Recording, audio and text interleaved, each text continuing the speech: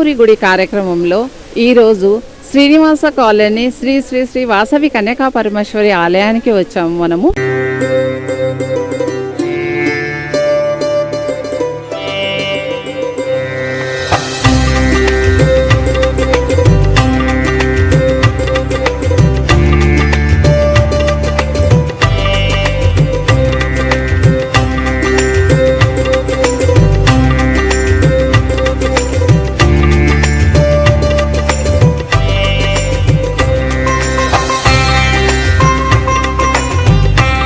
ఇక్కడ 2016 కన్యకాపరమేశ్వరి దేవాలయము,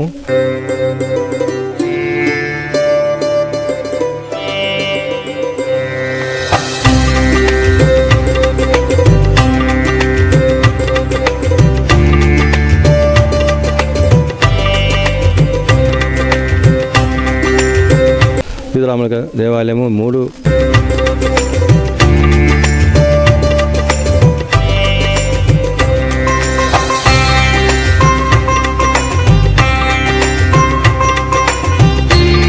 మరియు సోడలింగేశ్వర స్వామి దేవాలయము,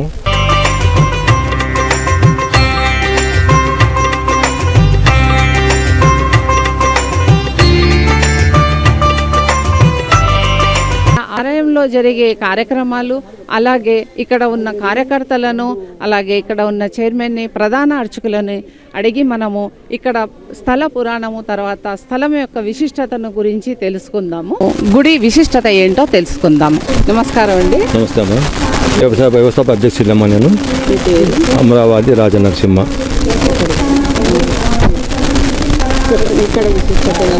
అమ్మ ఇక్కడ 2016 ఫిబ్రవరి 3వ తారీఖు నాడు శంకుస్థాపన చేయడం జరిగింది.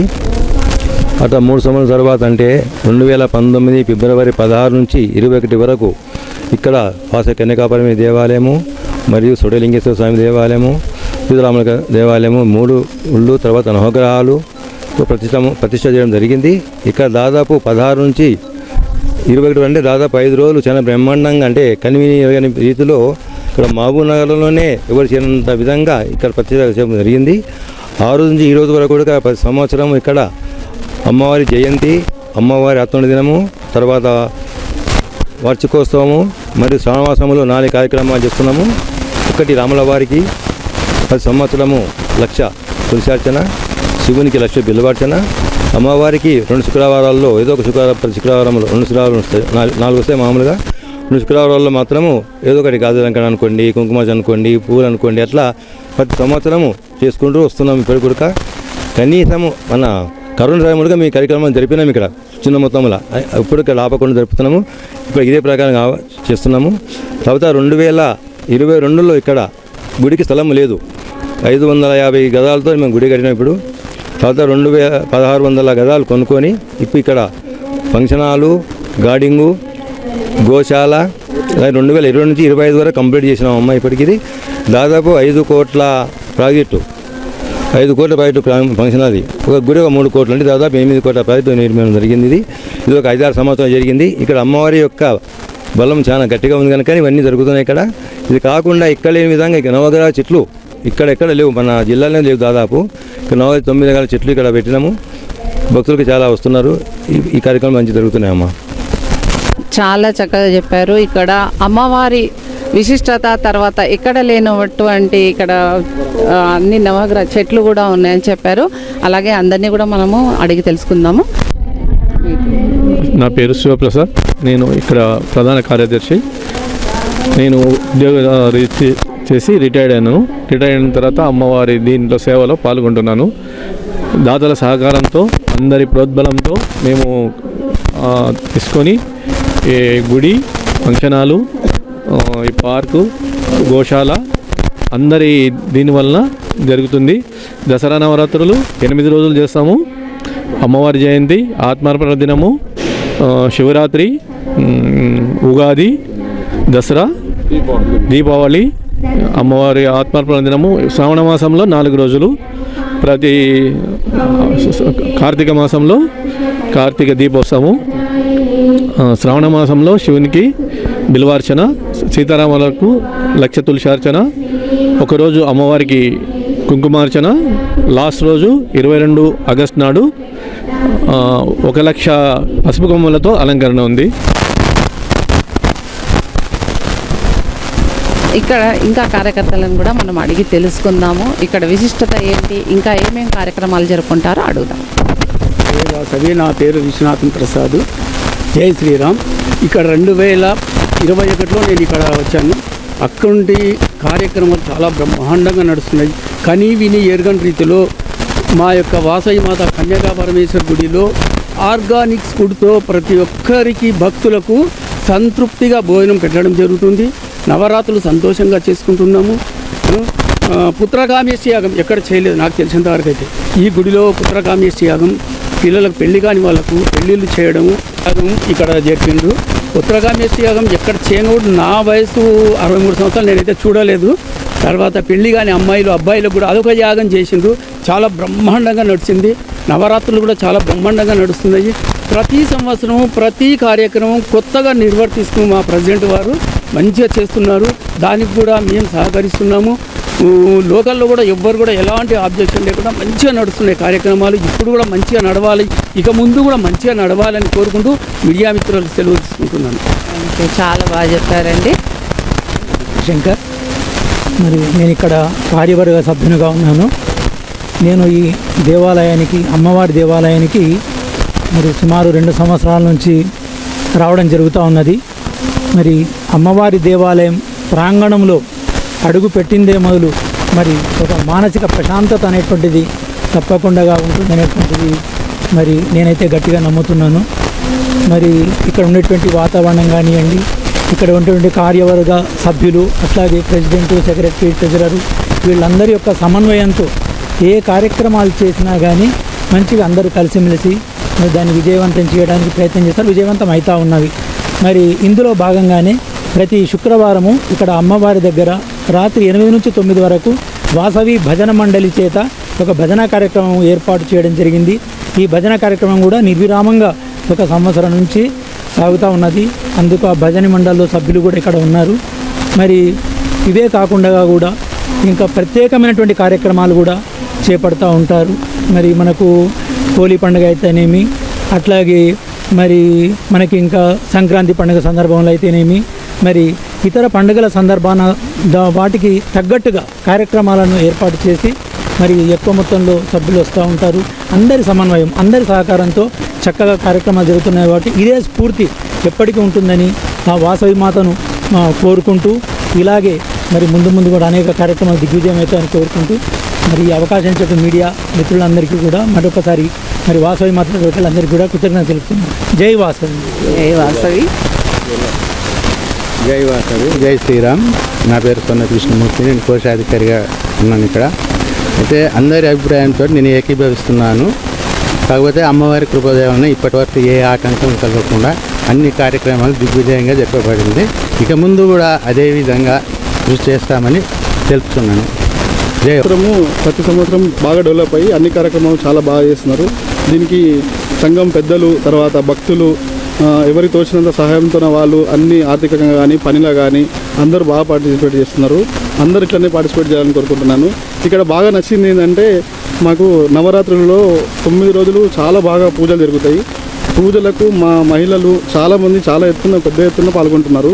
అట్లే కార్తీక మాసం భోజనాలు, కార్తీక దీపం, లక్ష దీపాలు, ఇవన్నీ ప్రోగ్రామ్స్ కూడా చేస్తున్నారు. అన్నిటికన్నా మించింది ఏంటంటే 2 ఉభయ జిల్లాలలో ఇక్కడ ఎవ్రీ ఇయర్ పబ్లిక్ అయితే బాగా పెరుగుతున్నారు. మేజర్ వచ్చేసి ఇక్కడ మా ప్రెసిడెంట్ గారు తీసుకున్న నిర్ణయం ఏంటంటే ఆర్గానిక్ ఫుడ్ మెయిన్. దాని నుంచి అరిటాకు భోజనాలతో నవరాత్రులు 3 పూటలు భోజనాలు పెడుతున్నారు. దాని గురించి పెద్ద ఎత్తున ప్రచారం జరిగి చాలా బాగా పాల్గొంటున్నారు అందరూ. దీని గురించే ఇంకా అంటే మామూలుగా నేషనల్ ప్రొడక్ట్స్ ఇప్పుడు తింటున్న దానిలో కల్తీ జరుగుతుంది కదా, అట్లా జరగకుండా ఉండాలని ఇది ఒక మోటివేషన్ ప్లస్ టెంపుల్ డెవలప్మెంట్ చాలా బాగా జరుగుతున్నాయి. అందరూ ఇంకా బాగా పాల్గొని ఇంకా సక్సెస్ చేయాలని అమ్మవారిని మనస్ఫూర్తిగా కోరుకుంటున్నాను. ఇక్కడ అమ్మవారి సేవలే కాకుండా ప్రతి భక్తుడికి కూడా ఆర్గానిక్ ఫుడ్తో అందరికీ భోజనాలు పెట్టి చాలా బాగా వ్యవస్థాపకులు చాలా బాగా చేస్తున్నారని చెప్పారు. చాలా సంతోషం అండి. ఇప్పుడు జై వాసవి. నేను పోలీస్ డిపార్ట్మెంట్లో పనిచేస్తూ రిటైర్డ్ అయిన తర్వాత ఈ గుడికి రావడం ఒక 3 సంవత్సరాల నుంచి నేను పాల్గొంటూ చూస్తుంటే ఎక్కడ లేని ఉత్సాహం నాతో కనిపించి ఇక్కడికి వచ్చాను. ఇక్కడ అమ్మవారి కృప కూడా అందరికీ మంచిగా జరుగుతున్నది. ఎందుకంటే ప్రతి విషయంలో సంక్రాంతి ముగ్గులకు కూడా ప్రైజులు ఇస్తూ ప్రజల యొక్క మనల్ని వండుకుంటూ ముందుకు తీసుకెళ్తున్నారు. ప్రతి ఒక్క విషయంలో మహిళలకు కానీ పురుషులకు కానీ భేదభావం లేకుండా ప్రతి ఒక్కరు పాల్గొనేటట్టుగా కార్యక్రమాలు జరుగుతున్నాయి. రెండవది ఆర్గానిక్ ఫుడ్ కూడా అందరికీ తోడ్పాటుగా కష్టపడి పనిచేస్తూ మేము సభ్యులము గుడిని అభివృద్ధి కోసం మాకు ఇంకా ఎక్కువ అభివృద్ధి కావాలని మా యొక్క కాంక్ష, పట్టుదల. ఒక 5 సంవత్సరాల క్రితం అందరూ పాలమూరు పట్టణంలో ఒకటే గుడి, వాసవి మాత కన్యకా పరమేశ్వరి గుడి ఒకటే ఉండింది. మహబూబ్నగర్ పట్టణము విస్తరించింది కాబట్టి ఇంకొక గుడి కట్టాలని ఈ గుడి నిర్మాణం జరిగింది. దీనికి వ్యవస్థాపక అధ్యక్షుడు అమరావతి రాజనరసింహ గారు, తర్వాత కార్యవర్గ సభ్యులందరూ కృషితో ఇంతవరకు తీసుకొచ్చిండ్రు. ఇంకా దీనికోసం ఒక 1000 గజాల పక్కకు పార్కింగ్ కోసం కూడా స్థలాన్ని సేకరిస్తున్నారు. ఫంక్షన్ హాల్ కట్టించారు. అందరికీ మంచిగా సేవలు అందించాలని కోరుకుంటున్నాను.